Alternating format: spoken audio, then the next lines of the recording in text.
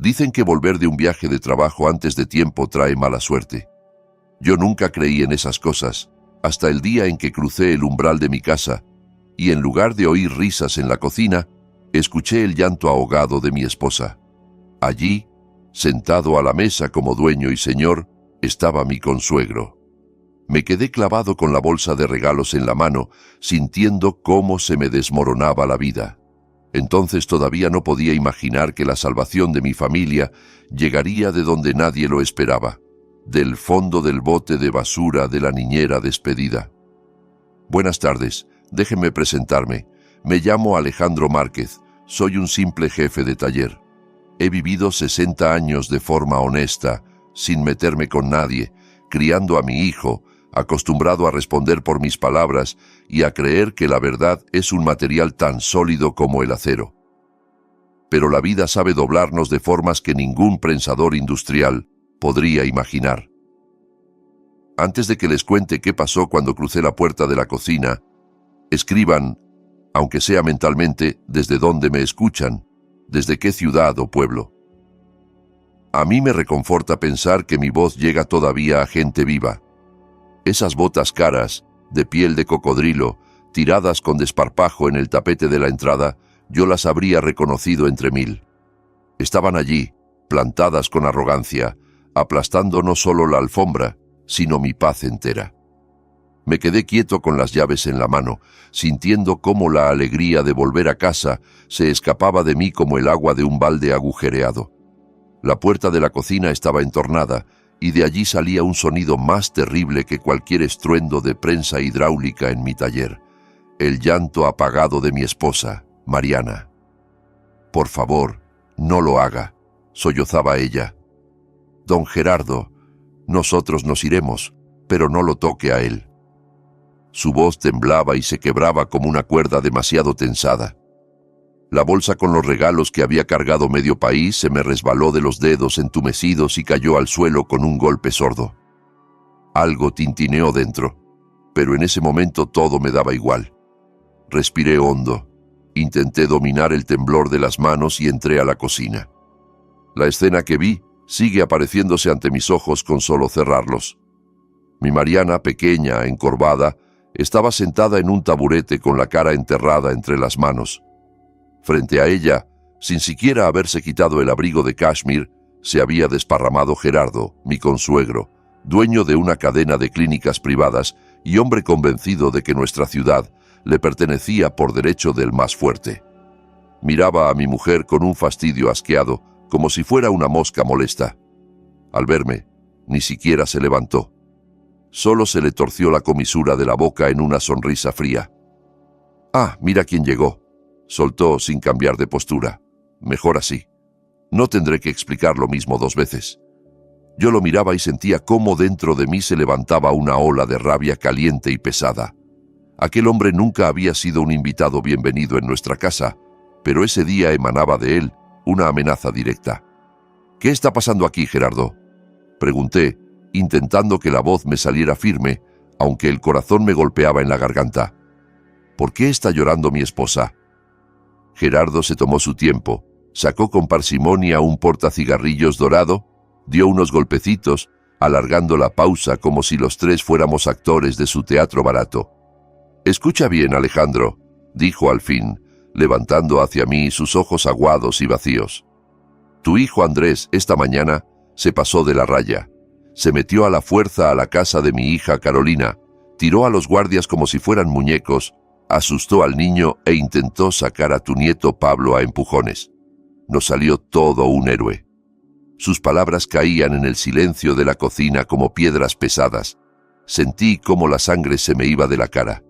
Andrés, mi Andrés, incapaz de hacerle daño ni a una mosca, bueno, suave, un muchacho que ni siquiera sabía elevar la voz. «Eso es mentira», alcancé a susurrar. Andrés no los atacó. Solo quería ver a su hijo. Carolina no les permite verse desde hace 3 meses. «Eso se lo cuentas al fiscal», me interrumpió Gerardo encendiendo el encendedor con un chasquido. «Ahora mismo está en el reclusorio preventivo. El artículo es serio: agresión, lesiones, intento de secuestro de un menor. Yo puedo hacer que se pudra 5 años ahí dentro. Y créeme, lo haré. Ya sabes que tengo conexiones. Mariana volvió a sollozar y aquel sonido me desgarró el corazón. Miré a mi consuegro y entendí que no estaba fanfarroneando. Para gente como él, la vida de otro es una simple moneda de cambio.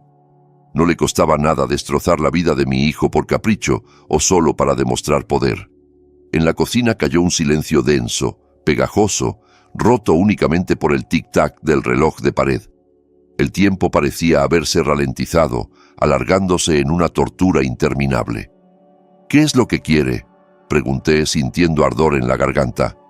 «No ha venido solo a traernos la noticia». Geraldo soltó una bocanada de humo hacia el techo y miró con desdén nuestra cocina modesta, el mueble viejo, las cortinas con florecitas, las fotos en la pared.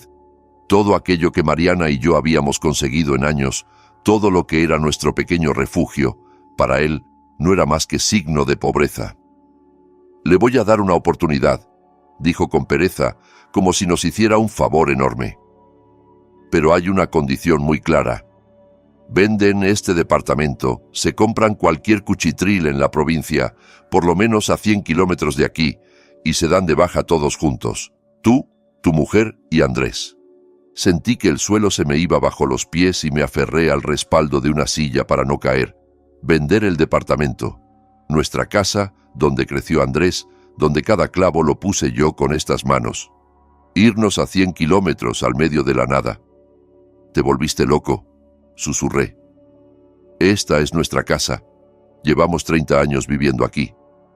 «Me da igual», cortó Gerardo, y en su voz asomó por fin el acero.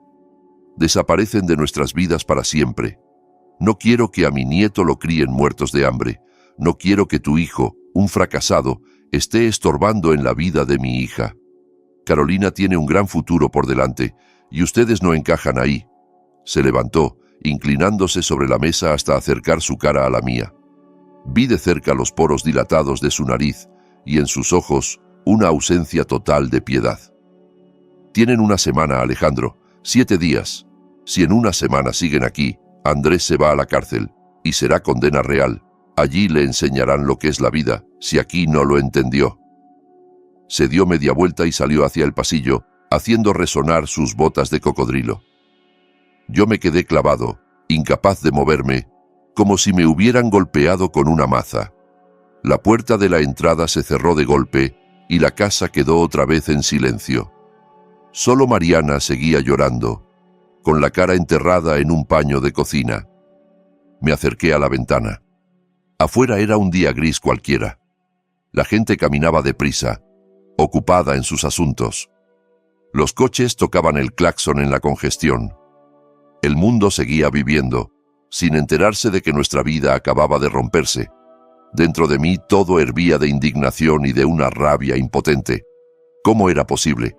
¿Cómo podía un solo hombre presentarse en tu casa y tachar el destino de toda una familia solo porque tiene más dinero que tú? Pero lo que más me aterraba era pensar en Andrés. Mi muchacho estaba sentado en una celda, rodeado de delincuentes, asustado y molido a golpes. Sabía que Gerardo no mentía. Si no obedecíamos, lo hundiría sin pestañear. «Ale», susurró Mariana, «¿qué vamos a hacer?». Me giré hacia ella. Tenía los ojos rojos, hinchados de tanto llorar, y en ellos se leía un miedo animal por su hijo. La abracé por los hombros, sintiendo que le temblaba todo el cuerpo. «Prepárate, Mari», dije con voz ronca, y mi propia voz me sonó extraña. «Voy a ir al reclusorio. Tengo que ver a nuestro hijo. Después veremos qué hacer». En ese momento no sabía todavía que aquello era solo el comienzo del infierno, ni por lo que tendríamos que pasar en esa semana. Creía que no podía haber nada peor, pero la vida tenía guardadas para nosotros pruebas que ni en pesadillas habría imaginado. Y lo más duro, la revelación más terrible, me esperaba más adelante. La visita al centro de detención se me quedó grabada como una pesadilla viscosa, de esas en las que las piernas pesan 1 tonelada y el aire se vuelve espeso como algodón. Los pasillos, impersonales y fríos, olían a cloro y a miedo impregnado en las paredes, un olor que no se quita con ningún limpiador ni con los años. Caminaba tras el custodio, mirando su espalda ancha, rezándole a Dios solo por una cosa, que mi hijo estuviera vivo y entero. Cuando hicieron pasar a Andrés a la sala de visitas, sentí dentro un chasquido fino, lastimero, como si algo se rompiera. Mi muchacho, mi buen Andrés, siempre sonriente, parecía salido de una picadora de carne. Bajo el ojo izquierdo se extendía un moretón enorme, negro, tenía el labio partido y se movía con esa rigidez cuidadosa que delata costillas golpeadas o fisuradas. Se sentó frente a mí, intentando no gesticular por el dolor, y levantó los ojos, llenos de una tristeza indescriptible. «Papá», dijo en voz muy baja, ronca. «Papá, yo no los golpeé, te lo juro». Apoyé la mano contra el vidrio frío que nos separaba, sintiendo una impotencia que me hacía querer aullar. «Cuéntame, hijo», le pedí, tratando de sonar tranquilo para sostenerlo aunque fuera con el tono. «Dime cómo fue todo en realidad». Andrés respiró entrecortado, haciendo una mueca de dolor. «Fui a felicitar a Pablo», empezó. «Cumple 5 años. Le compré el carro a control remoto que tanto quería. Sabía que Carolina no iba a dejarme entrar, pero pensaba dejarle el regalo en la reja o dárselo a un guardia. Apenas me acerqué al portón, ella salió corriendo. Empezó a gritar, «¡Papá!». Gritaba como si yo la estuviera matando. «¡Ayuda! ¡Trae un cuchillo! ¡Quiere robarse al niño!». Se le quebró la voz, tragó saliva y vi cómo le temblaban las manos, manos de músico, no de matón. No me dio tiempo ni de abrir la boca. Siguió. Se me echaron encima esos gorilas, los guardias de su papá, me tiraron al suelo, me aplastaron la cara contra el asfalto. Uno me clavó la rodilla en la espalda, no podía ni respirar. Y Carolina estaba parada al lado, grabando todo con el teléfono y diciendo, «Ahora sí vas a ir preso». Papá, era una trampa. Me estaban esperando. Sabían que yo iba a ir. Escuchaba su relato entrecortado y un frío helado me invadía por dentro. No había sido una pelea casual. Era una operación planificada para destruir a mi hijo. Gerardo y su hija habían montado aquel espectáculo punto por punto para conseguir un motivo legal para deshacerse del padre incómodo. «Se van a llevar a Pablo», rompió a llorar Andrés, sin avergonzarse de sus lágrimas. Y esas lágrimas, escasas en un hombre, dolían más que cualquier llanto de mujer. «No lo voy a volver a ver. Carolina dijo que se lo piensa llevar lejos, que para él yo no soy nadie. Te vamos a sacar de aquí», le aseguré, aunque ni yo mismo creía mis palabras. «Buscaremos un buen abogado». Andrés me miró con una desesperanza tranquila. «Ellos lo tienen todo comprado, papá. El investigador me lo dijo en la cara. Si firmas la confesión, te dan condena condicional. Si te resistes, te vas completo por intento de secuestro. Ya tienen informes, testigos, pruebas. No van a dejar que ganemos». Al salir del reclusorio me sentía como un anciano acabado. La ciudad bullía alrededor, seguía con su ruido y su prisa, pero para mí los colores se habían apagado. Entendía que Andrés tenía razón. Podíamos estrellarnos contra las paredes, presentar quejas, buscar justicia, pero mientras lo hacíamos, mi hijo se pudriría en una celda y su salud terminaría de arruinarse.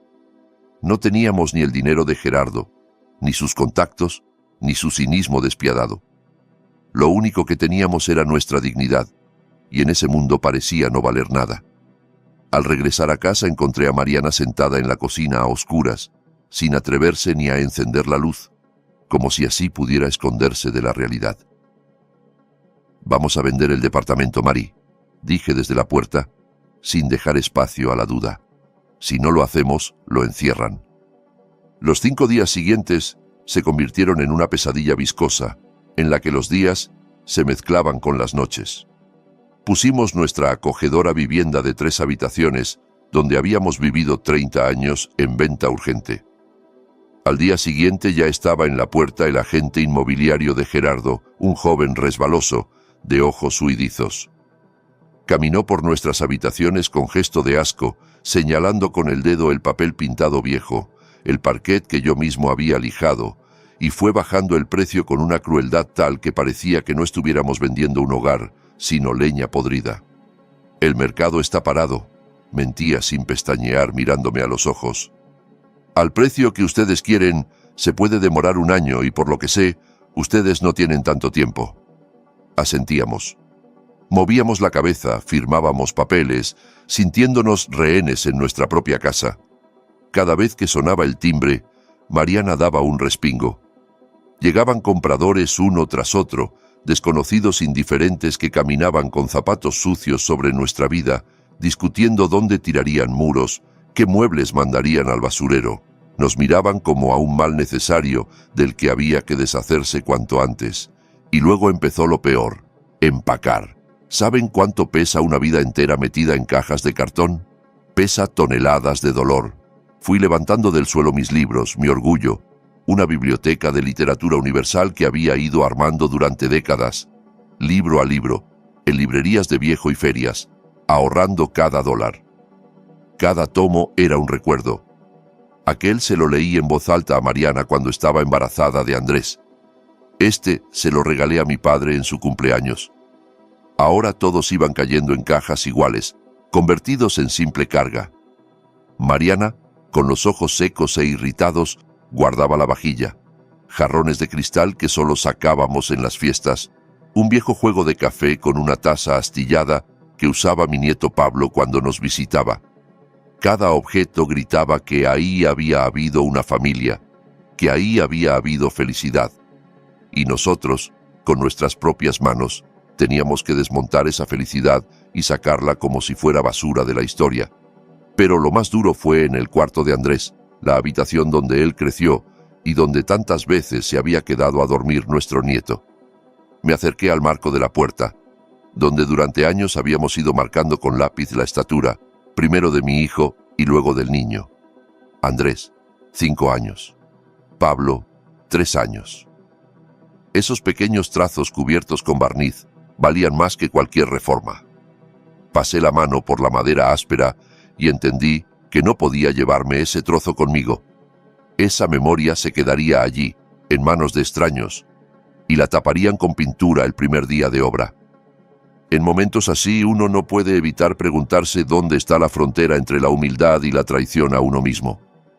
Estábamos salvando a nuestro hijo, sí, pero ¿no matábamos al mismo tiempo algo esencial dentro de nosotros, algo que nos permitía llamarnos personas?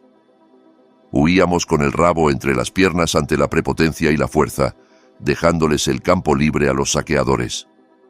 Al 6.º día apareció por fin un comprador. La firma sería al día siguiente. El piso estaba medio vacío, lleno de cajas y paquetes, parecía una estación en plena evacuación. El eco se paseaba por las habitaciones desnudas. Ese mismo día por la tarde, Gerardo cumplió su parte del trato. Sacaron a Andrés del reclusorio bajo firma de no salir de la ciudad. Un gesto de buena voluntad. Otra demostración de poder. Mi hijo volvió aún más hundido que cuando estaba encerrado.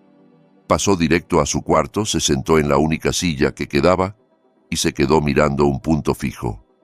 Estaba roto, no por la cárcel, sino por saber que se había convertido en la causa del derrumbe de nuestra vida. «Perdónenme», repetía en voz baja, balanceándose. «Papá, mamá, perdónenme, por mi culpa lo han perdido todo». Lo miraba y sentía que el corazón se me hacía pequeño de tanta lástima y amor.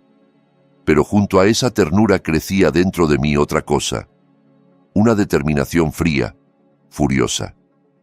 Habíamos perdido el apartamento, la tranquilidad, pero no podía permitir que nos arrebataran lo último, el derecho a despedirnos de nuestro nieto. La idea de irnos a la nada y no volver a ver nunca más a Pablito me quemaba como hierro al rojo. Recordé su risa, sus manitas tibias, cómo corría hacia mí gritando: «¡Abuelo!». ¿De verdad iba a dejar que Gerardo y su hija nos borraran de su memoria como si fuéramos un archivo inútil? «Voy a ir a verlo», dije en voz alta, mirando las cajas cerradas con cinta. Mariana levantó la cabeza del baúl, asustada. «Alejandro, ¿qué dices?». «No puedes ir a la casa de Gerardo, ahí está la seguridad. Van a llamar a la policía y te vas a ir preso con Andrés. No voy a su casa, respondí, sintiendo cómo un plan empezaba a tomar forma en mi cabeza. Voy a ir a ver a la niñera, a Luz Helena. Es una mujer sencilla, buena. Quiere a Pablito. Tal vez acepte llevarle un regalo. Saqué del bolsillo un caballito de madera que había tallado yo mismo durante el viaje de trabajo. Una pieza pequeña, lisa, que olía a madera de tilo y aceite de linaza. En cada curva de la crin había puesto mi alma, imaginando la cara de alegría de mi nieto. Me puse el abrigo y salí al atardecer otoñal. El viento me lanzaba hojas húmedas a la cara, pero yo no sentía el frío. No sabía todavía que esa visita a la niñera iba a ser la piedra que desencadenaría toda la avalancha de mentiras que había construido mi consuegro. Yo iba a pedir algo pequeño, y encontraría algo capaz de cambiarlo todo.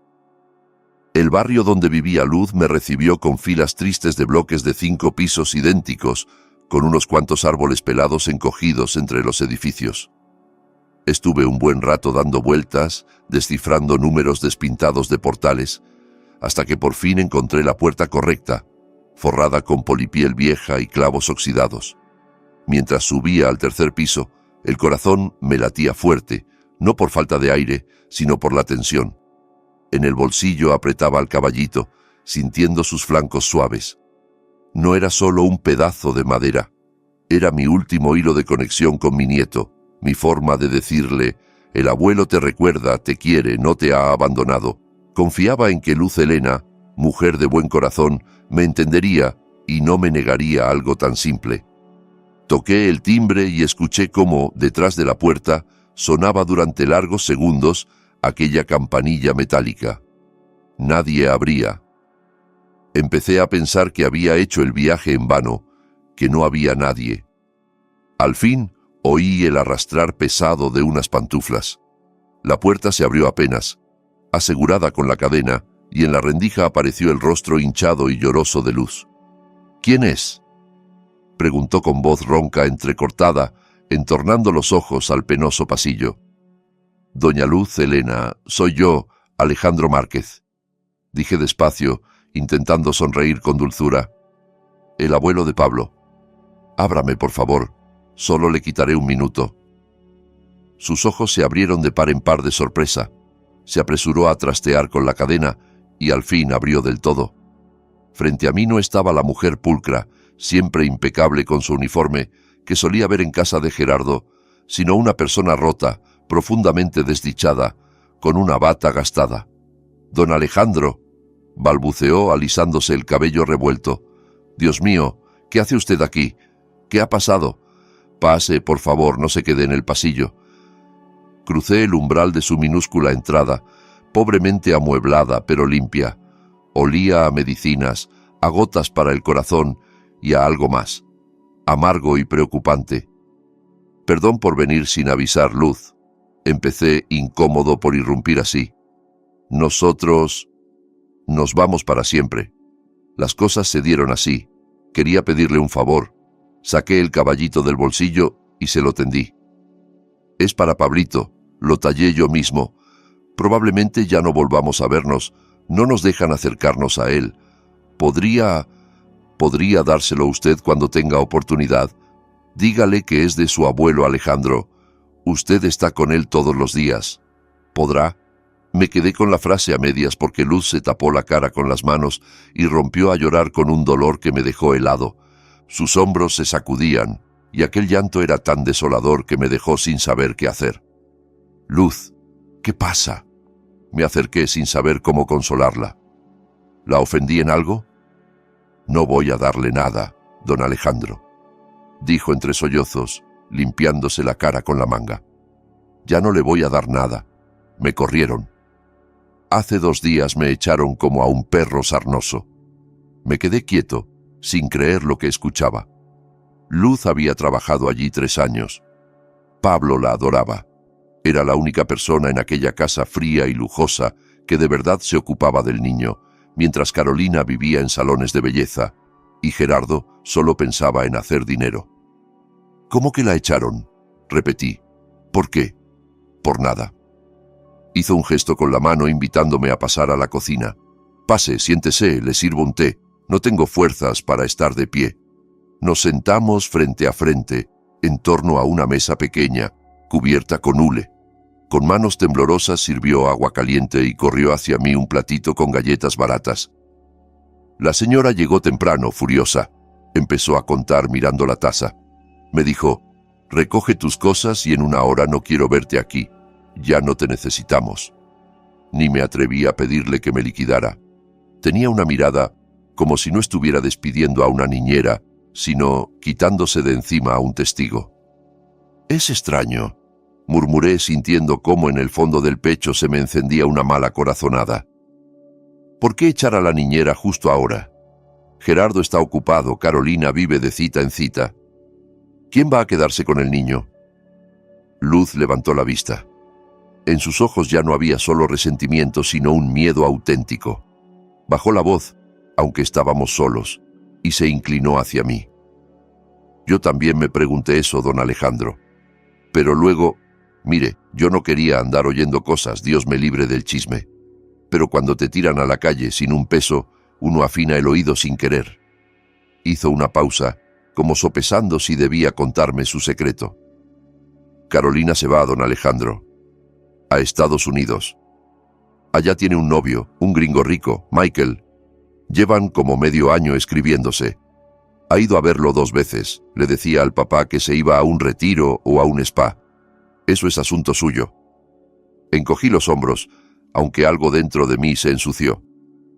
Que se vaya donde quiera, ¿qué nos importa? Usted no entiende. Luz me agarró la mano. La tenía helada. Lo grave no es eso. La escuché hablar por teléfono con una amiga mientras yo recogía mis cosas. Dejó la puerta del cuarto medio abierta. Le gritaba: «Papá cree que me llevo al niño». Yo le dije que volamos juntos, pero a Pablo se lo dejo el mismo día del vuelo, en el aeropuerto, o le dejo una nota, que luego lo busco cuando ya esté instalada. Sentí que se me erizaban los pelos de la nuca. «¿Cómo que lo deja?», alcancé a decir con las piernas como de hielo. «¿Quiere abandonar a su hijo?». «Abandonar, sí», susurró Luz con fiebre en la mirada. Dijo tal cual: «¿Para qué quiero ese estorbo allá? Michael odia a los niños, es de esos child free. Quiere una mujer libre, no una mamá con carga. Si aparezco con el niño, me saca de su casa. Yo me voy sola. Ella planea irse sin él, don Alejandro, y dejarle el niño a su papá». Me quedé aturdido, con la mente bloqueada. Claro que sabía que Carolina era egoísta, una niña mimada de papá, pero de ahí a traicionar a su propio hijo así, por un hombre y una vida cómoda al otro lado del mar. Son palabras, Luz. Intenté dudar. A veces uno despotrica al teléfono. Quizá usted entendió mal. No se puede hacer eso con una persona, con un hijo. Luz negó con una mueca amarga, la de quien ya ha visto demasiada bajeza. Yo también quise creer que estaba exagerando, pero después, cuando saqué la basura de su cuarto, encontré esto. Me señaló con la cabeza el aparador. Se levantó, abrió un cajón y sacó una hoja arrugada, doblada en 4. La alisó sobre la mesa frente a mí. «Mire, se ve que lo imprimió, lo hizo bola y lo tiró, pensando que nadie metería la mano al cesto». Me puse las gafas y me acerqué. Era la impresión de una reserva de vuelo. Vuelo Ciudad de México, Nueva York. Fecha de salida: al día siguiente, a las 6 de la tarde. Fui directo a la línea que ponía pasajeros. Un solo nombre, un solo boleto. Lo leí de nuevo, buscando un error que no existía. Un pasajero, solo ella. Fue como si me pasaran corriente por todo el cuerpo. De pronto todo encajó con claridad aterradora. Gerardo, mi consuegro todopoderoso, estaba destruyendo nuestra familia, echándonos de la ciudad, quitándonos el techo, amenazando con la cárcel a mi hijo. ¿Para qué? Para despejar el camino a la vida feliz de su hija con su nieto. Seguro que se imaginaba viajando a Miami de visita, presumiendo al nieto en una escuela americana. Se creía el salvador de su niña, alejándola de los muertos de hambre. Y en realidad no era más que un ciego. Su propia hija, a la que había consentido y mimado toda la vida, lo estaba usando con un cinismo espantoso. Planeaba encasquetarle el niño a él, a un hombre de 60 y tantos, ocupado con sus negocios, sus amantes, sus clínicas y sus juntas, sin ganas ni paciencia para cambiar pañales o lidiar con gripes infantiles. «Se va sola», murmuré, la voz rota. «¿Y Pablo?» «Pablo se queda aquí», repitió Luz, y las lágrimas volvieron a brotarle. «Con un abuelo al que, en el fondo, no le hace falta. Ya conoce usted a don Gerardo. Quiere al niño como figura en una foto, como estatus. Miren a mi heredero. Pero aguantarlo día y noche, educarlo, no. No tiene paciencia ni 5 minutos. Va a terminar metiéndolo en un internado. Uno de esos caros, de élite, pero al fin y al cabo es un internado. En cuanto Carolina se suba al avión, el niño se quedará como huérfano, con padres y abuelos vivos». Miraba aquella hoja arrugada y sentía una furia diferente a la que me ahogaba en el despacho del investigador. Ya no era rabia impotente, era una cólera fría, calculada, la de alguien al que acaban de poner un arma en la mano. Ese papel lo cambiaba todo, absolutamente todo. Gerardo creía ser el dueño del tablero, el titiritero que movía los hilos, pero le faltaba el hilo principal. Nos expulsaba, a nosotros, los familiares que queríamos al niño de verdad, los que estaríamos dispuestos a dar la vida por él, para quedarse solo con un crío que para él sería un peso colgado al cuello. «Gracias, Luz», dije, levantándome y doblando con cuidado la hoja. La guardé en el bolsillo interior de la chaqueta junto al corazón, al lado del pasaporte. No se imagina lo que acaba de hacer. «¿Qué voy a hacer yo?», suspiró. «Solo se me rompe el alma por el chico. Se va a perder sin cariño, don Alejandro. Se lo van a comer vivo en ese palacio dorado». «No se va a perder», respondí firme. Por primera vez en una semana sentí que la espalda se me enderezaba y las manos recuperaban fuerza. «No voy a permitirlo». Salí del departamento de Luz al anochecer de noviembre. La lluvia arreciaba. Las gotas heladas me golpeaban la cara, pero yo no las sentía. En mi cabeza, antes vacía de tanto dolor, ahora latía un plan claro. En el bolsillo llevaba una bomba capaz de hacer trizas el pequeño mundo soberbio de mi consuegro. ¿Alguna vez han sentido cómo la desesperación empieza a transformarse en esperanza? Es una sensación extraña. Es como si cayeras por un precipicio y de pronto alcanzaras a agarrarte de una raíz. Las manos se te abren en sangre, los músculos se desgarran, pero te sostienes. Sigues vivo y puedes empezar a trepar. Caminé hacia la parada del autobús pensando, ¡qué ironía! Nosotros, los muertos de hambre, somos los únicos a los que este niño les importa por sí mismo, y mañana tendré que demostrarle eso a un hombre que solo cree en el dinero. Solo había una duda. ¿Tendría yo el valor de ir hasta el final? Si me equivocaba, si Gerardo ya sabía el plan de su hija y lo aprobaba, cosa poco probable porque lo conozco y es demasiado amante de su comodidad para volverse niñera, aquel papel no me serviría de nada. Entonces sí, Andrés terminaría en prisión. Pero no había opción. Metí la mano en el bolsillo y toqué el caballito de madera. Por ese caballito, por la posibilidad de que un día Pablo lo tomara entre sus manos, estaba dispuesto a enfrentarme incluso a la guerra con el amo de la ciudad. Aquella noche no dormí un minuto. Me quedé acostado en la oscuridad, oyendo la respiración pesada de Mariana, apretando el puño hasta que las uñas se me clavaban en la palma. El papel, arrugado con la reserva del vuelo, en el bolsillo de la chaqueta colgada en la silla, ardía en mi mente como un carbón encendido. Me recordaba que la mañana siguiente podría ser nuestra salvación o nuestra ruina definitiva. Decidí no contarle nada ni a mi esposa ni a mi hijo. Mariana no sabe fingir. Todo se le lee en la cara. Si supiera la verdad, o nos delataría con su nerviosismo, o peor aún, trataría de detenerme por miedo a que lo empeorara todo. Andrés, en el estado en que estaba, tampoco habría soportado otra chispa de esperanza. Si esa esperanza se apagaba, terminaría de destruirlo. Tenía que cargar yo solo con aquella cruz hasta el final, hasta el momento en que las cartas quedaran sobre la mesa. El séptimo día amaneció con una luz gris, sin alegría, colándose trabajosamente por las ventanas sucias de lo que ya sentíamos como nuestro ex-departamento. Estábamos sentados en la cocina por última vez, terminando el té en tazas desparejadas. Todo lo demás estaba empaquetado. El eco de nuestras voces rebotaba en las paredes desnudas y cada palabra sonaba extraña, dolorosamente alta y falsa. «El taxi llega en media hora», dijo Andrés mirando por la ventana. Estaba pálido, con ojeras profundas, parecía un espectro más que un hombre joven. Lo miré y pensé, «Aguanta un poco más, hijo. Quizá hoy no solo te devolvamos la libertad, sino también el honor». El trayecto hasta la notaría se me quedó en la memoria a trozos, como fotogramas de una cinta vieja. Bajando la escalera, pasé la mano por la baranda, sabiendo que era la última vez. Subiendo al taxi, escuchando al chofer chistoso hacer bromas sobre el clima sin notar que llevaba a 3 personas camino al cadalso. Las calles conocidas, las tiendas, los parques que estábamos a punto de abandonar para siempre. La notaría estaba en pleno centro, en un edificio de cristal que relucía al sol como un iceberg. Nosotros, yo con mi traje dominguero, Mariana con un abrigo que llevaba más de 10 años, Andrés encorvado. Parecíamos cuerpos extraños, mugre que alguien había pisado sin querer en una sala de operaciones. En la recepción ya nos esperaban.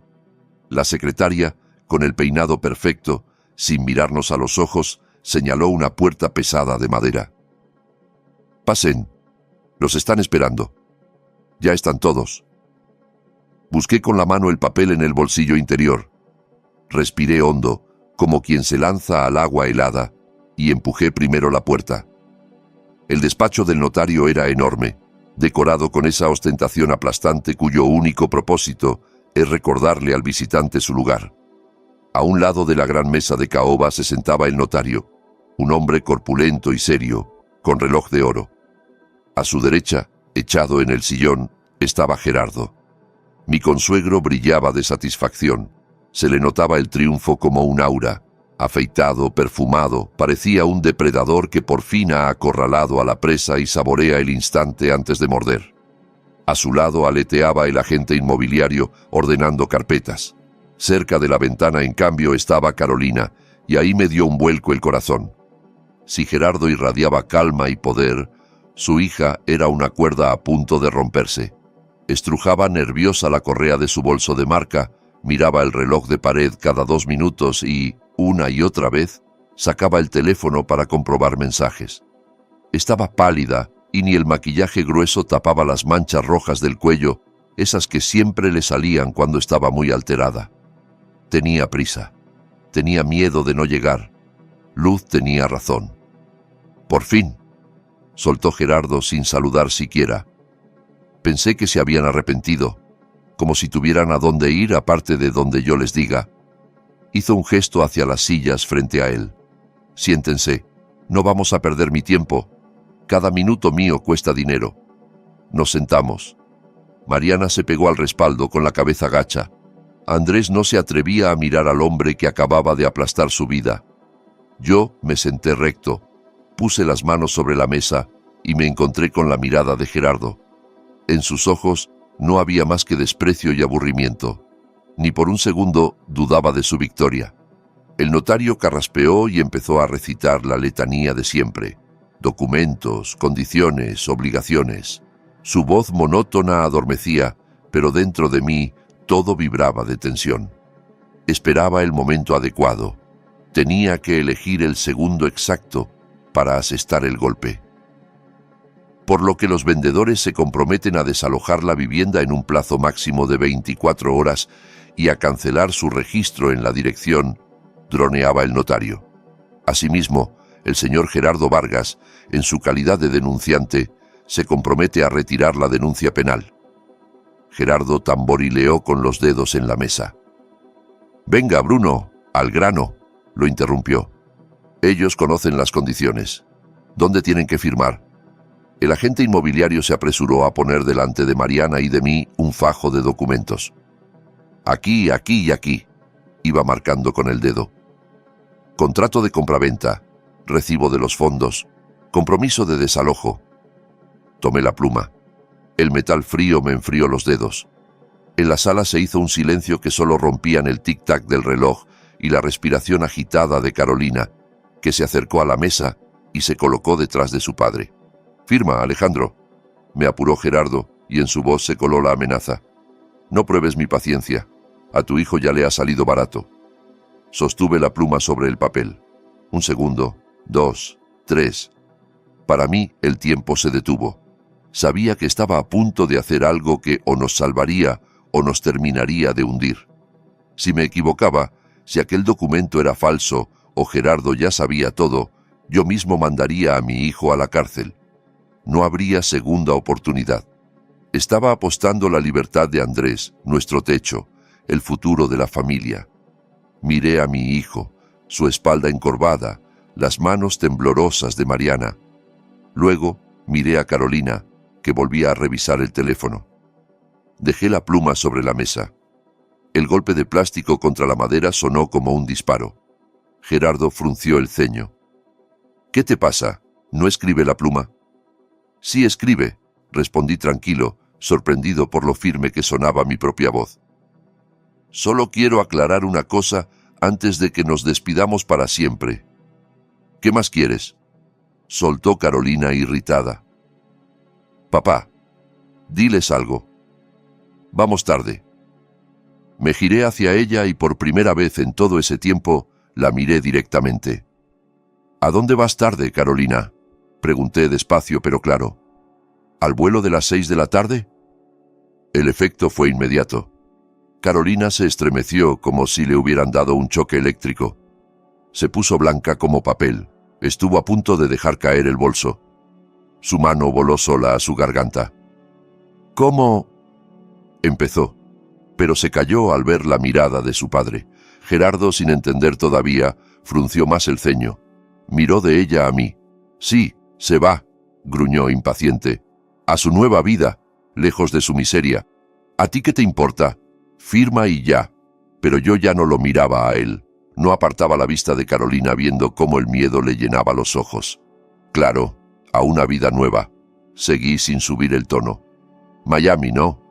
Bonita ciudad. Mar, palmeras. Solo hay algo que me intriga, Gerardo. Una cosa que no me deja dormir. ¿Cuándo va a llevarse a Pablo? ¿En un mes, en un año o nunca? ¿Qué tonterías estás diciendo?» Gerardo se incorporó apoyando los puños en la mesa. Las mejillas empezaban a enrojecérsele. «Se van juntos desde ya, ¿verdad?» Sonreí amargamente. «Tu niñera Luz contaba otra historia. Dijo que tu nuevo yerno americano no soporta a los niños, que el chico no tiene visa ni pasaporte». Carolina retrocedió hacia la puerta. Le temblaban los labios. «Es absurdo», susurró. «Papá, no le hagas caso. Está loco. Solo quiere ganar tiempo». «Seré un simple obrero, Gerardo», dije, desabotonando la chaqueta. «Pero sé leer». Saqué del bolsillo el papel arrugado, lo abrí y lo puse sobre la mesa, justo frente a su nariz. «Mira bien la reserva, Gerardo. Fíjate en la línea de pasajeros. Un solo nombre. Carolina Vargas. Para hoy. Clase business». El niño no aparece. La sala se llenó de un silencio mortal. Hasta el aire se volvió pesado. Gerardo se quedó inmóvil. Sus ojos, llenos de rabia, bajaron poco a poco hasta el papel. Empezó a leer. Vi cómo le cambiaba la cara. Primero desconcierto, luego comprensión y por último, esa oscuridad vacía que aparece en la mirada de alguien cuando su mundo se desmorona. La sonrisa desapareció de su rostro como borrada con un trapo. Levantó la cabeza muy despacio y miró a su hija. Esa mirada daba más miedo que cualquier grito. «¿Carolina?», dijo casi en un susurro, y todos en la sala se erizaron. «¿De qué está hablando? ¿Dónde está el pasaporte de Pablo?». En ese momento, todo dependía de ella, de lo que dijera y de cómo reaccionara Gerardo, aquel hombre acostumbrado a que todos lo obedecieran y que acababa de descubrir que lo había traicionado su propia sangre. La notaría entera quedó tan en silencio que se oía el zumbido de una mosca golpeándose contra el ventanal, tras el cual la ciudad seguía con su rutina indiferente. Carolina, que hacía un rato se mostraba altiva, parecía ahora un animal acorralado. Cambiaba el peso de un pie al otro, taconeando nerviosa. Sabía que su plan perfecto, en el que ella volaba hacia una vida de ensueño, y los problemas se quedaban del otro lado del océano, acababa de resquebrajarse. «Papá», empezó con la voz quebrada. «Papá, no es lo que piensas, es temporal. Allá hay problemas con la visa de Pablo. Ya conoces a esos estadounidenses. Piden 1000 papeles, entrevistas. No me dio tiempo a arreglarlo y se iba a perder el boleto. Pensaba volar, organizarme, buscar un abogado y en 1 mes, 2, llevarlo. Papito, ¿qué más da? Tú lo quieres. Se queda muy poquito contigo. Tu casa es enorme, tienes servicio, no te cuesta nada cuidarlo un tiempo». Escuchaba su parloteo y no sentía rabia ya, sino asco.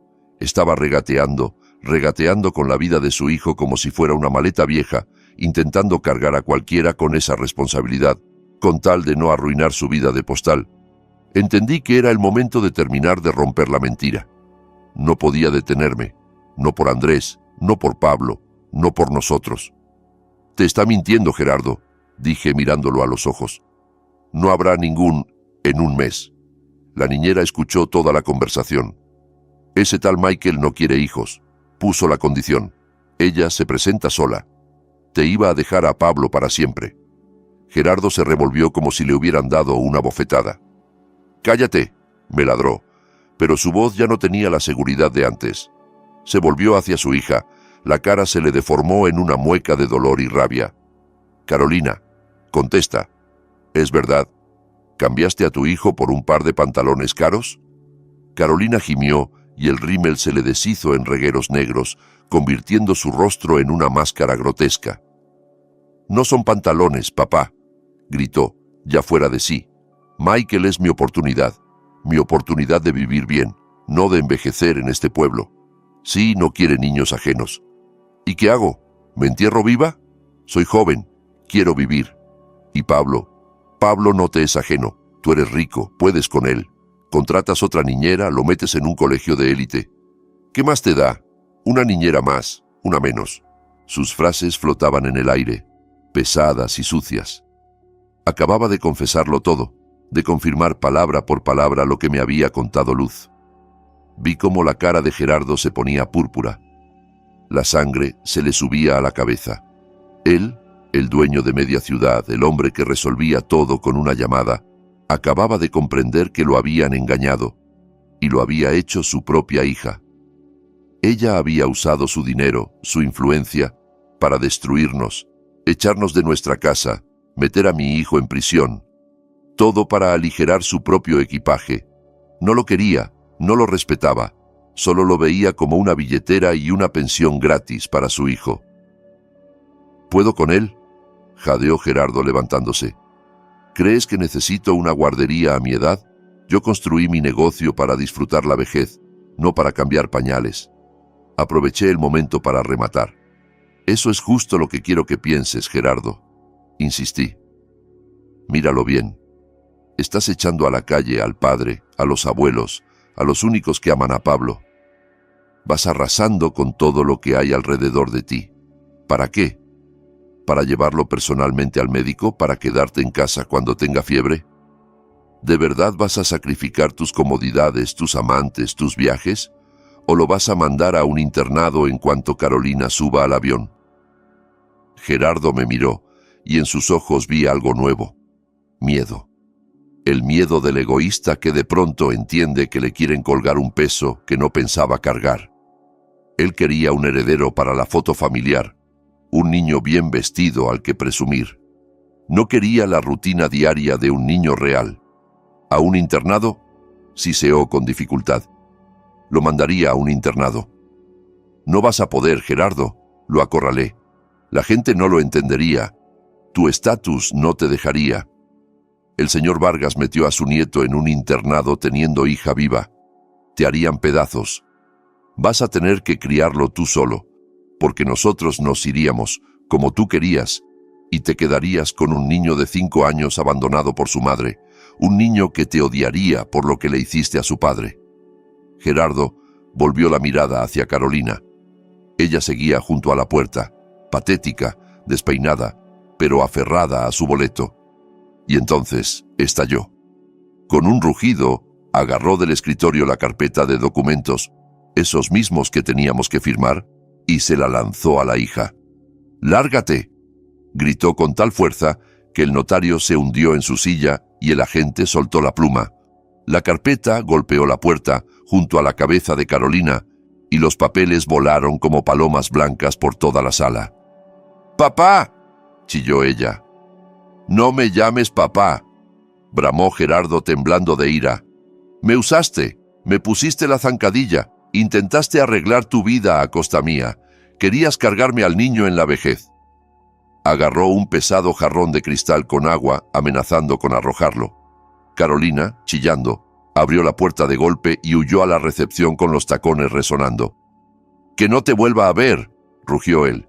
«Vete con tu gringo, pero no verás $1 más mío. Te quito de la herencia, lo dono todo a un refugio de perros, pero a ti no te dejo nada». La puerta se cerró de un portazo. Nos quedamos allí nosotros, el notario paralizado y Gerardo respirando con dificultad, de pie entre los papeles desparramados. Su triunfo se había hecho cenizas, su dinastía era una ilusión, y en ese momento, mirándolo, sentí algo raro, no satisfacción, lástima. Era rico, poderoso y temible, pero estaba más solo que nadie. Tenía una hija que lo había traicionado, un nieto que, en realidad, no quería, y tenía a unos enemigos que él había querido aniquilar, pero que resultaron ser más leales que su propia sangre. Gerardo se dejó caer en la silla. En 5 minutos había envejecido 10 años. Se aflojó el cuello de la camisa, buscó aire a bocanadas y estiró la mano hacia el jarrón de agua. Le temblaba tanto que no podía ni servir. El cristal tintineaba contra el vaso. Me acerqué en silencio, le quité el jarrón, llené el vaso y se lo acerqué. Me miró con los ojos nublados. No había odio ni gratitud, solo vacío. «Beba», le dije simplemente. Se lo tomó de un trago empapándose la barbilla y la corbata. Secó la cara con el dorso de la mano y se recostó en la silla mirando al techo. «Bueno, Alejandro», gruñó al cabo sin mirarme.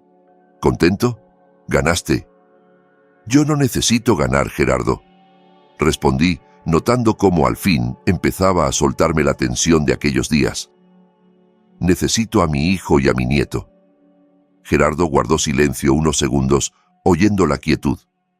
Luego hizo un gesto con la mano, cansado, resignado, como alguien a quien ya todo le da igual. «Llévenselos», murmuró. «Llévense todo. Al niño, a tu Andrés. Retiro la denuncia. Al diablo con todo». Miró los papeles en el suelo, el contrato de venta de nuestro piso. «Y eso también. No se vende nada. Vivan en su agujero». El notario carraspeó tímido. «Pero, señor Vargas, el proceso ya está iniciado. Existe un anticipo». «Dije que se acabó», tronó Gerardo, golpeando la mesa y volviendo a desinflarse enseguida como un balón pinchado. «No quiero seguir con este circo. Me va a dar algo en el corazón». Se llevó la mano al pecho y cerró los ojos. Miré a Mariana y a Andrés. Estaban paralizados, sin creer lo que oían. Mariana se tapó la boca para no romper a llorar. Andrés levantó la cabeza por primera vez en una semana y en su mirada apareció vida. Nos había salvado algo que no se compra, una verdad sencilla, tosca, pero más fuerte que todos los millones de mi consuegro. Salir de aquel edificio de cristal se sintió extraño, como caminar sin peso. Mis piernas se movían sobre el pavimento blandas, como si en vez de asfalto fuera tierra húmeda, y cada paso me costaba, pero no ya por miedo, sino por un agotamiento brutal. Bajamos a la calle, Mariana, Andrés y yo. Por primera vez en aquella semana negra, respiramos hondo. El aire olía a gasolina y polvo mojado, pero para nosotros era el olor de la libertad. Gerardo se quedó ahí arriba, en su despacho de lujo, solo con sus esperanzas rotas y su vaso de agua. Antes de irnos, solo alcanzó a ordenar por teléfono a los guardias: «Déjenlos pasar, que se lleven al niño». Ni siquiera nos miró al despedirse. En ese momento se parecía a una lancha de goma desinflada. Su grandeza se había ido. Solo quedaba una carcasa triste. «Alejandro». Mariana me tomó del brazo y sentí que aún le temblaba. «¿Es de verdad? ¿Ganamos?» «Es verdad, Mari», respondí cubriéndole la mano con la mía. «Vamos por Pablo». El camino hacia la casa de campo de Gerardo, aquella fortaleza tras un muro de 3 metros que antes evitábamos, esta vez se me antojó una ruta hacia el hogar. Andrés iba adelante en el taxi y yo lo observaba en el espejo retrovisor. Su rostro cambiaba. El joven acorralado y roto que estaba dispuesto a marcharse a la cárcel se iba desdibujando. Sus hombros se enderezaban, le volvía el brillo a los ojos. Tenía una meta: su hijo. En la garita, los guardias, acostumbrados a vernos como basura, esta vez abrieron el portón sin decir palabra. La orden del jefe había sido clara. Caminamos por el sendero de adoquines perfectos, entre arbustos recortados y una fuente ya apagada por el invierno.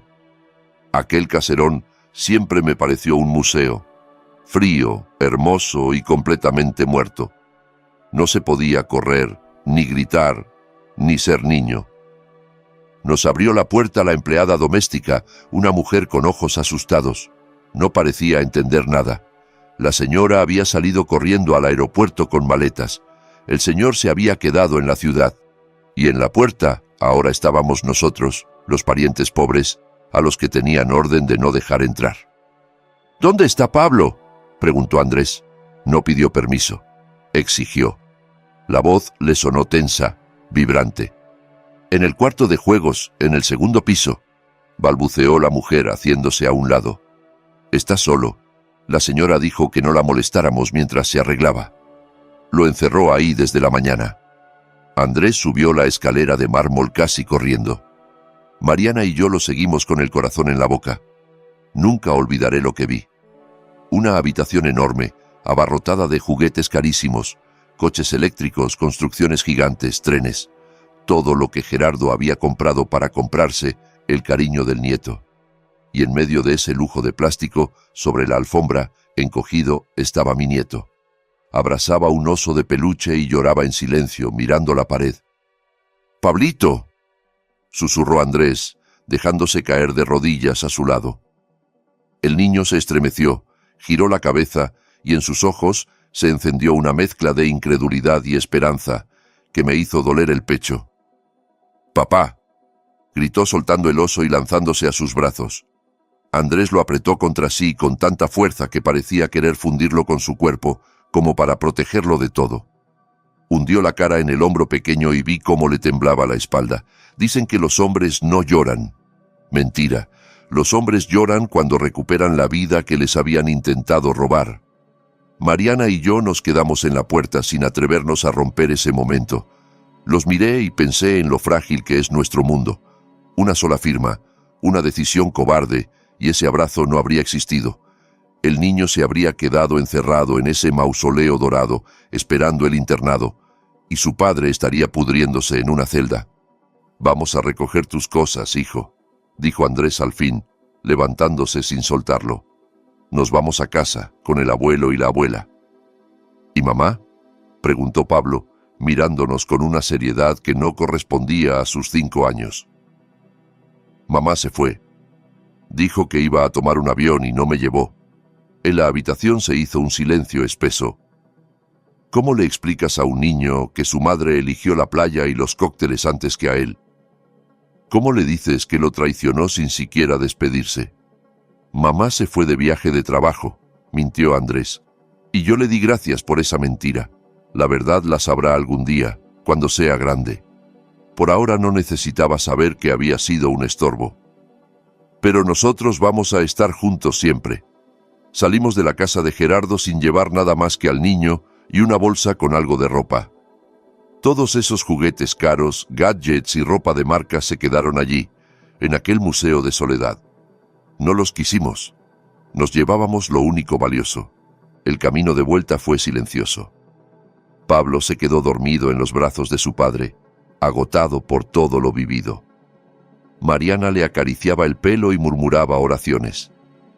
Yo miraba por la ventana las luces de la ciudad anocheciendo y sentía cómo, por dentro, se iba soltando poco a poco el resorte que había estado tenso al máximo aquellos 7 días. Al entrar a nuestro departamento ya era de noche. Al cruzar la puerta, nos detuvimos.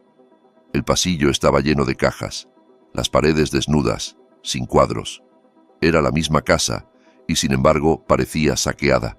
Pero eran nuestras paredes, nuestro piso, nuestro olor. Bueno, dije, dejando en el suelo la bolsa con la ropa del niño. Bienvenido a casa. Ahora sí, para siempre. Andrés llevó a su hijo a la habitación, la única que no habíamos desmantelado. Mariana y yo fuimos a la cocina.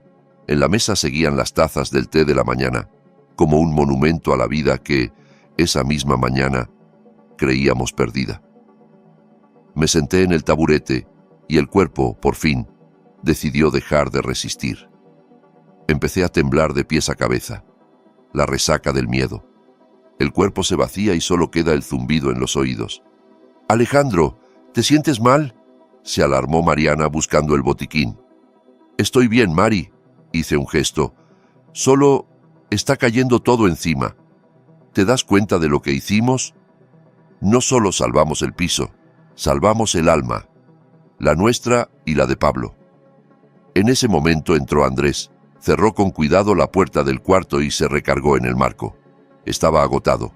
Los moretones se veían aún más oscuros, pero la mirada estaba limpia. «Ya despegó», dijo despacio. Revisé el vuelo. El avión salió hace media hora. Guardamos silencio. En algún lugar, allá arriba, Carolina estaba sentada en business class, brindando por su nueva vida. Quizá pensaba que se había librado de un peso. No entendía que en realidad había arrojado por la borda su único salvavidas. «Que Dios la juzgue», murmuró Mariana, persignándose. «Lo importante es que el niño está con nosotros». «Papá, mamá». Andrés se acercó y se sentó con nosotros. «Gracias. Sé lo que les costó. Estaban dispuestos a perderlo todo por mí. No lo voy a olvidar. Les prometo que voy a ser buen padre. Buscaré otro trabajo, uno más tranquilo. Voy a recomponer todo». Lo miré y le creí. Las pruebas quiebran a los débiles, pero templan a los fuertes. Andrés había pasado por el infierno y no se había vuelto un monstruo. Seguía siendo persona. «Vamos a deshacer las cajas», dije levantándome. Me era imposible seguir sentado. Necesitaba hacer cosas para acallar los restos de la ansiedad. No vamos a vivir sobre cartones. Esta casa es nuestra y tiene que respirar. Y nos pusimos a desempacar a las 10 de la noche, sacar libros, colgar otra vez las cortinas, acomodar la vajilla. Lo hacíamos en silencio, pero coordinados, como una máquina bien aceitada. Cada objeto que volvía a su lugar era un símbolo de nuestra victoria. Saqué de una caja al caballito de madera, aquel que había llevado a luz, y lo puse en la repisa. Había cumplido su misión. Se había convertido en la llave que nos abrió la puerta del futuro. Pero junto a la alegría del regreso había amargura. Sabíamos que la vida no volvería a ser igual. Habíamos visto el reverso de gente a la que llamábamos familia. Nos habíamos asomado al abismo de la traición. Esas heridas tardan en cerrar. Cuando terminamos con la última caja, salí al balcón a fumar. La ciudad nocturna se extendía frente a mí, parpadeando con miles de luces. En algún piso alto, tal vez, estaba Gerardo, solo con su riqueza. En algún punto del cielo iba Carolina, sola con su egoísmo. Y allí, en nuestra modesta vivienda, dormía un niño rodeado de amor. De pronto entendí una verdad simple. La riqueza no son las cuentas bancarias. Riqueza es tener a quien abrazar antes de dormir y saber que no te van a vender por un boleto de avión en business class. Al día siguiente empezaría otra batalla. Trámites, juzgados, papeles con servicios de protección de menores. Gerardo cumpliría su palabra y no pondría trabas, pero la burocracia no perdona. Sería duro, sí, pero serían problemas de gente viva, libre. Apagué el cigarro y regresé a la casa. El pasillo iluminado, la respiración tranquila de Pablo en el cuarto de Andrés. La vida seguía. No nos habíamos vuelto ricos, no nos mudamos a una mansión. Pero cada mañana en nuestra cocina, el día empieza ya no con un silencio pesado, sino con los pasos pequeños de Pablo y el olor a la avena que Mariana le prepara como si fuera un ritual sagrado. Gerardo cumplió su promesa, aunque a su manera altanera. Una semana después de la escena en la notaría, se detuvo frente a nuestro edificio un coche negro de mensajería. El chofer, serio, me entregó un sobre grueso. Dentro estaban los documentos que acreditaban que ya no había ninguna denuncia contra Andrés, ni una nota, ni una llamada, ni una pregunta por su nieto. Como si hubiera extirpado esa parte de su vida con un bisturí y la hubiese tirado al cubo de residuos médicos. Supe por conocidos que apenas se deja ver en sus clínicas. Dicen que se encierra en su casa enorme, despidió a la mitad del servicio y bebe sin control.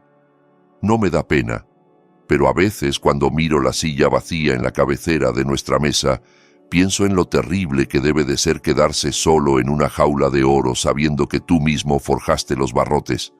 Tenía tanto miedo de los pobres que al final se quedó como el más pobre de todos nosotros, pobre de espíritu, sin el principal tesoro. De Carolina solo tuvimos una señal una vez. No fue ni carta ni llamada, sino una publicación en redes sociales que Andrés me enseñó. En la foto se la veía morena, sonriente, con un cóctel en la mano frente a un mar turquesa. El texto decía: «Nueva vida, nuevos horizontes, nunca había sido tan feliz». Ni una palabra sobre el hijo al que había dejado como si fuera una maleta vieja. Andrés miró la foto en silencio un minuto y luego apretó bloquear. «Pablo no tiene una mamá en Miami», dijo, firme. En ese gesto entendí que había pasado la página. «Pablo sí tiene familia aquí. Buscamos a Luz, la niñera que sin saberlo nos salvó. Ahora trabaja en un jardín de niños cerca de nuestra casa y un viejo amigo del sindicato me ayudó a recomendarla. Viene seguido a tomar té y traer pan dulce». Pablo se le cuelga del cuello. Curioso, una mujer sin lazo de sangre resultó más madre para él que su madre y su abuelo de sangre. La vida baraja las cartas de modo extraño. Andrés entró a trabajar a un taller mecánico. No es un empleo prestigioso. No hay oficina con aire acondicionado y sus manos están siempre manchadas de grasa. Pero llega a casa vivo. Sonríe, juega con su hijo, construye castillos de bloques con él. En sus ojos ya no hay esa mirada de animal acorralado que me perseguía en las noches. Vivimos con lo justo, contamos cada dólar hasta el fin de mes, como media ciudad, pero en nuestra casa hace calor. Anoche me quedé en la sala mirando esa paz. Mariana le leía un cuento a Pablo y Andrés arreglaba un juguete roto. Los miraba y pensaba en el precio que habíamos pagado. Pasamos por humillaciones, por el miedo a la cárcel, por la traición. En una semana envejecimos 10 años, pero si alguien me ofreciera volver atrás y cambiarlo todo por una vejez tranquila a costa de mi conciencia, volvería a elegir el mismo infierno. Hay cosas que no se miden en dinero ni en metros cuadrados. Me acerqué a la repisa donde descansa el caballito de madera. Ahora está un poco rayado. Pablo juega con él todos los días. Lo prefiere a los robots caros. Le pasé el dedo por el lomo suave y recordé la cara de Gerardo cuando escuchó la verdad. Él no perdió por tener menos dinero. Perdió porque veía a las personas como recursos. Creía que se puede comprar, intimidar o quebrar a todos. Olvidó que el amor no tiene precio y que la dignidad no caduca. Muchas veces pensamos que los poderosos son los que tienen capital e influencia. Les tememos, les hacemos la venia, dejamos que nos dicten las reglas. Pero mi historia me enseñó que son gigantes con pies de barro. Su fuerza se sostiene en nuestro miedo. Basta con dejar de temer, con recordar quién eres, y sus castillos se desmoronan al primer soplo de verdad. Mirando atrás entiendo que no solo salvamos a Pablo, nos salvamos nosotros. Si aquel día hubiéramos agachado la cabeza, firmado y huido, habríamos vivido el resto de la vida con la sensación de ser traidores. Comer, dormir, respirar, pero por dentro estar muertos. Ahora, en cambio, estamos vivos. Nos duelen las espaldas, se nos dispara la presión, no tenemos dinero para arreglar la cocina, pero somos personas que pueden mirarse a los ojos sin vergüenza. A veces Andrés me pregunta: «Papá, ¿qué le diremos a Pablo cuando crezca? ¿Qué le contaremos de su abuelo, de su mamá?». Le contesto: «Le diremos la verdad, pero no ahora. Ahora solo tiene que saber una cosa, que lo queremos, que no es un error, ni un estorbo, ni una pieza en el juego de nadie, sino lo más valioso que tenemos. Y quiero creer que de él saldrá un hombre de verdad. No un heredero de imperios, no un egoísta que pisa cabezas, sino alguien que nunca abandone a los suyos. Alguien que sepa lo que vale la palabra, porque lo ve todos los días en nuestros actos, en nuestras miradas, en estas manos callosas que siempre estarán listas para sostenerlo». Afuera ya es de noche cerrada. La ciudad enciende sus luces, millones de ventanas, cada una con su historia, su drama, su guerra. Sé que entre quienes escuchan mi relato hay personas acorraladas, apretadas contra la pared por deudas, por jefes abusivos, por familiares poderosos. Tal vez sienten que no tienen salida, que deben doblarse, renunciar a lo último que les queda por una falsa tranquilidad. No escuchen esa voz del miedo. Yo, un simple maestro de taller, les digo: mientras se tengan a ustedes mismos y a su familia, siempre hay salida. No tengan miedo de pelear por lo que consideran correcto. No permitan que nadie, por muchos títulos que tenga, pisotee su dignidad. La verdad pesa, incomoda y a veces duele, pero es más fuerte que la mentira, y siempre termina ganando, aunque para ello haya que pasar por el fuego. Miro a mi nieto dormido y siento que no viví en vano. No levanté un imperio, no gané millones, mi nombre no saldrá en los periódicos, pero mantuve vivo mi linaje. No dejé que se disolviera en la cobardía. Ese es mi mayor logro. Gracias por haberme acompañado en estos minutos difíciles, por escuchar mi confesión. Siento como si me hubiera quitado una piedra enorme del pecho. Después de tantos años entendí algo. Ningún dinero sustituye el calor de unas manos queridas. Hoy, por favor, hagan una cosa. Dejen a un lado todo por un momento y abracen a los suyos mientras estén cerca. Y para terminar, les dejo la pregunta que no me deja en paz. Pienso mucho en el futuro y en el perdón. ¿Creen ustedes que el lazo de sangre es motivo suficiente para perdonar siempre? ¿Debería abrirle la puerta a Carolina si dentro de muchos años vuelve a nosotros vieja, enferma y sin nadie? ¿O la traición marca una línea después de la cual una persona, aunque lleve tu sangre, se convierte para siempre en un extraño?